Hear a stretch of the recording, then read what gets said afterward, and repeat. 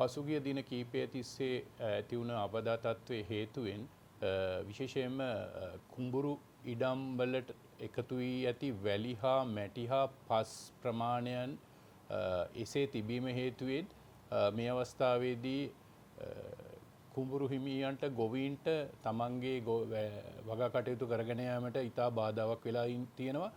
ඒ අනුව ලැබී ඇති ඉල්ලීම් සැලකිල්ලටගෙන භූවිද්‍යා සමීක්ෂණ පතල් කාර්යාංශය විසින් එම වැලි මැටි හා පස් ඉවත් කිරීම සඳහා උපදෙස් මාලාවක් නිකුත් කරා.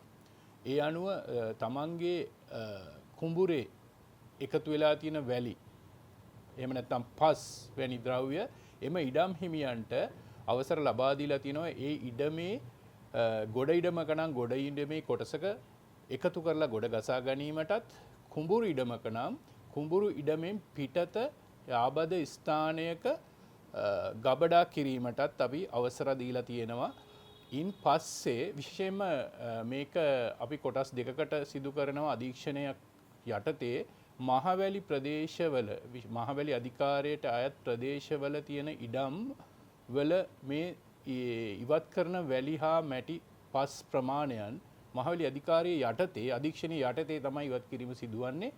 ඒ අනුව ගොවීන්ට ඒ කාර්ය සඳහා එම ඉවත් කරන එකතු කරන වැලි හා මැටි ප්‍රමාණයන් ඉදිරියේදී වාණිජමය කාර්යයක් සඳහා යොදා ගැනීමට අවශ්‍ය නම් ඒ සඳහා භූවිද්‍යා සමීක්ෂණ පතල් කාර්යාංශය විසින් නිකුත් කරන බලපත්‍රයක් ලබාගෙන තමයි වාණිජමය කාර්යයක් සඳහා යොමු කරන්න අවසර ලබා දෙන්නේ.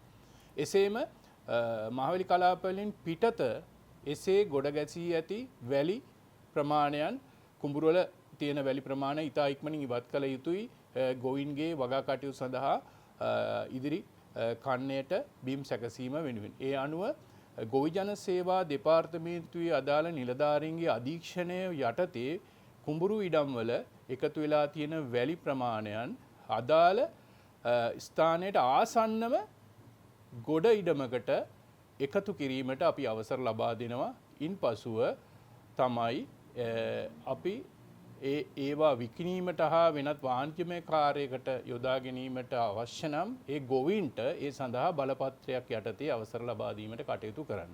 මේක තමයි දැනට තියෙන අපේ ක්‍රමවේදය. විශේෂයෙන්ම මේ අවස්ථාවේදී අපි බලාපොරොත්තු වෙන්නේ ගොවීන්ගේ වගා කටයුතු නැවත ප්‍රතිෂ්ඨාපනය කරලා කුඹුරු හා ගොඩ ඉඩම්වල වගා කටයුතු නැවත වතාවක් ආරම්භ කිරීමට අපි අවශ්‍ය පියවර ගැනීම තමයි අපි මේ අවස්ථාවේදී කරන්නේ.